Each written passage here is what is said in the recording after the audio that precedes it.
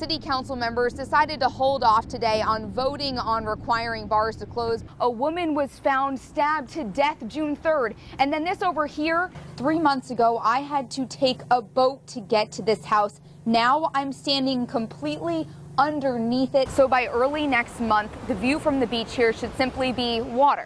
Once again. What we know right now is that one person was killed in an armed robbery. President Obama actually sang Amazing Grace as he gave the eulogy here, even if a child could get past the damaged bottom of the ramp.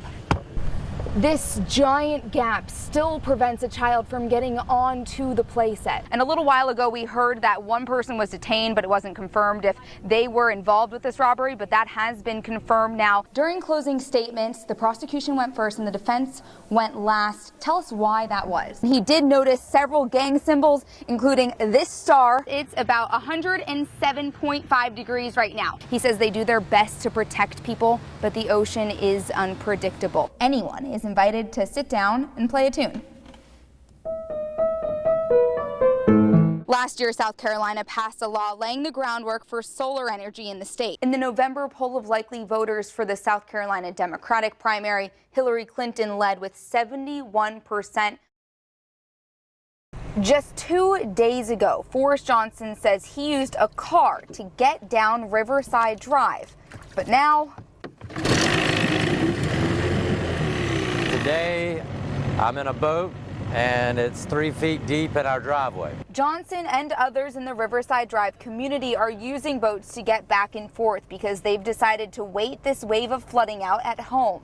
We don't want to let it go, so we want to stay with it until the end. Johnson is camped out with his mom and dad, who moved into the neighborhood in 1999, right after Hurricane Floyd. That was that once in a 500-year flood, and we really didn't ever anticipate ever having another problem. Debbie Johnson saved up water and other supplies so her family is able to stay home. But for the first time since they've actually lived in the house, water has gotten inside. What my husband calls his man cave, it's about 10, 12 inches deep.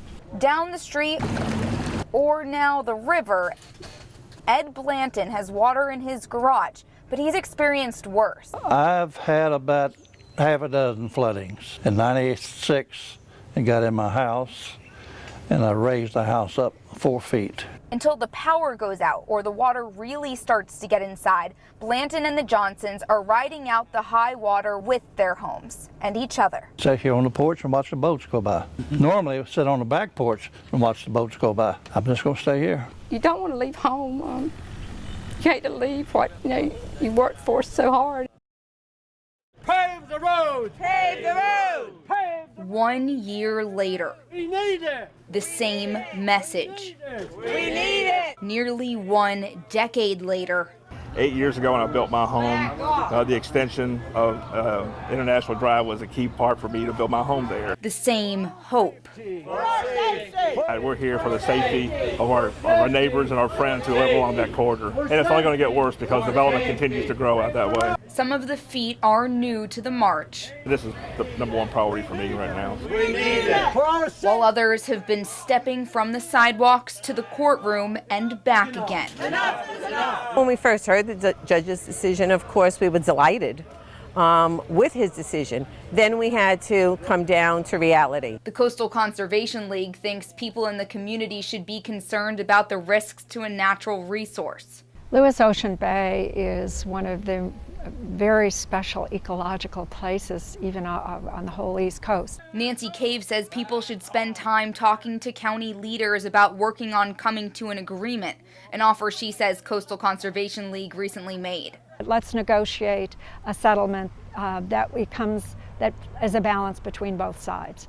I think that would be more productive. Pave the road! But the people pacing the concrete just want to see asphalt on International Drive.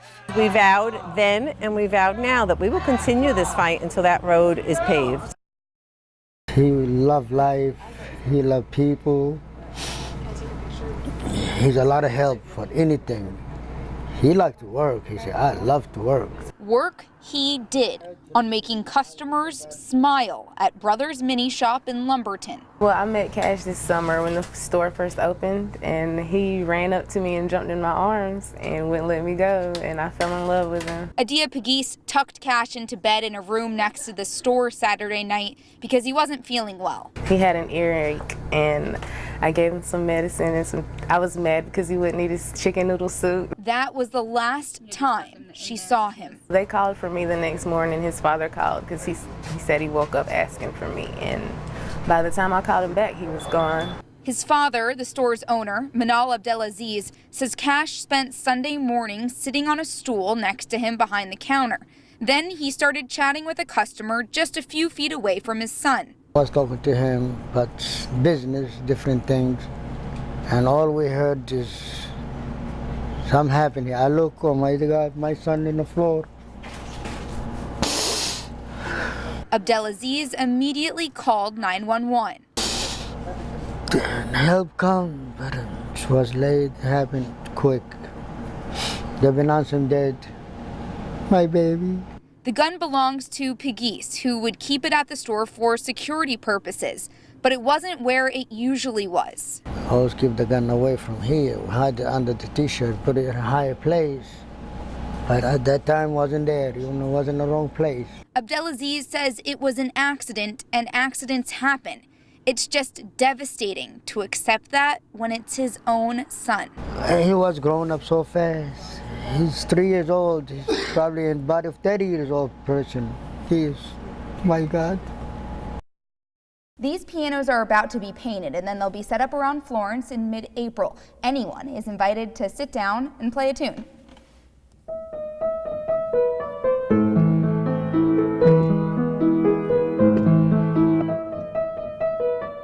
It's the sound of a community coming together. The effect of it overall is that people that ordinarily would never even know each other, never speak to each other, never interact in any way, became friends. The idea came to Reynolds Williams over a cup of coffee in Vancouver, where he heard someone playing a piano outside. I said, well, that'd be fun.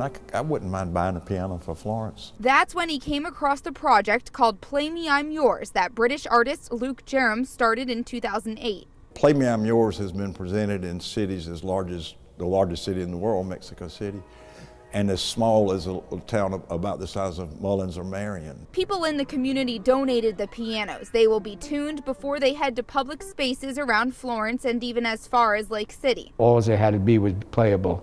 And they are. You just touched a few of these pianos, they all play very well. Florence will be the only city in the southeastern United States to become part of the worldwide project and will benefit from its goals. Everywhere it's been done, it's built up a terrific sense of community across all what would otherwise be gaps of knowledge. And that's really what excites everybody I've talked to.